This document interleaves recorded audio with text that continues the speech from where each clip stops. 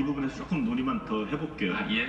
이제 AI 인공지능의 이제 등장이 이제 새로운 일자리나 이제 산업에서 영역을 키우는 측면이 있지만 저는 사실 실업 문제와 관련해서 좀 맞습니다. 관심이 많거든요. 네. 예를 들어 이제 과거에 이제 산업혁명은 단순하게 이제 단순 노동을 하는 사람들이 실직자가 됐지만 지금 보면 인공지능 때문에 기자들도 이제 일자리를 잃게 될 수도 있고 의사도 지금 그 인공지능 의사가 나오지 않습니까? 이런 부분에 대해서는 어떻게 대응을 해야 된다고 생각하십니까? 예, 정말 말씀하셨듯이 그 1, 2, 3차와 4차 산업혁명이 완전히 다릅니다.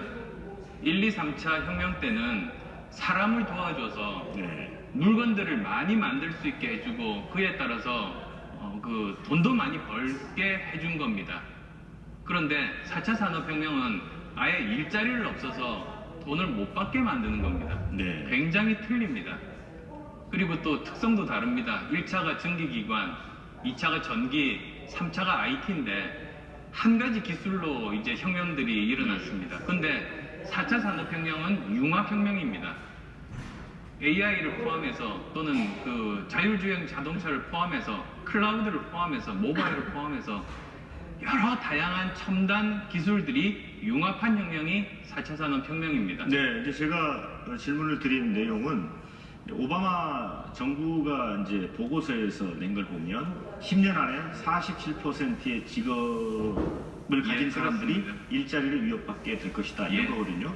그러니까 저희가 이제 막연히 4차 산업혁명에 대해서는 굉장히 이제 밝은 측면에서 보고 있는데 예. 이런 일자리 측면을 만약에 대표님이 대통령이 되신다면 어떻게 대비하겠느냐 그거를 질문을 드립니다. 예, 그러니까 지금 없어지는 일자리들은 네. 아주 많은 숫자가 제조업 일자리들이 많습니다.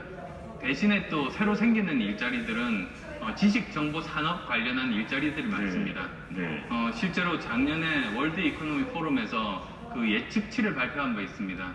700만 개의 일자리가 사라지고 200만 개가 생길 거라는 겁니다. 그럼 500만 개가 부족하지 않습니까? 근데 저는 우리나라는 다른 외국과 좀 다른 특성이 있는 것이 네. 우리는 교육 수준이 굉장히 높은 나라입니다. 네. 다른 나라보다도 훨씬 더 지식 정보 산업 쪽에 그런 일자리들을 많이 만들 수 있습니다. 그쪽에 우리는 집중하는 것이 맞다고 봅니다. 여기 시작하기 전에 제가 보니까 87년 이제 헌법이 개정되고 나서 예. 직선제 대통령이 이제 6분이 나왔습니다. 박근혜 대통령까지. 예. 그 6번 중에 만약 이 6번 중에 대표님의 어떤 정치적인 롤 모델을 뽑으라면 어느 분을 선택하시겠습니까?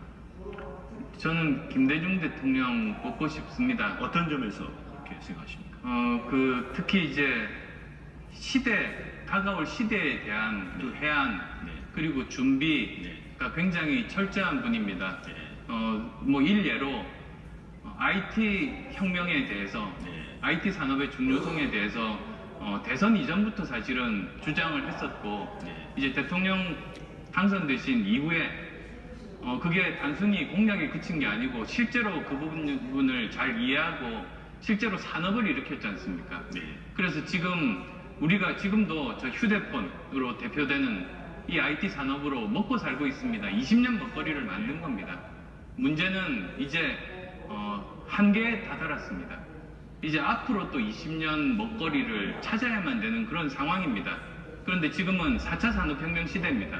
그래서 저는 4차 산업혁명 시대에 예전에 김대중 대통령께서 IT 혁명 시대에 하셨던 것처럼 향후 20년 먹거리를 찾겠다는 그런 그 각오를 불태우고 있습니다.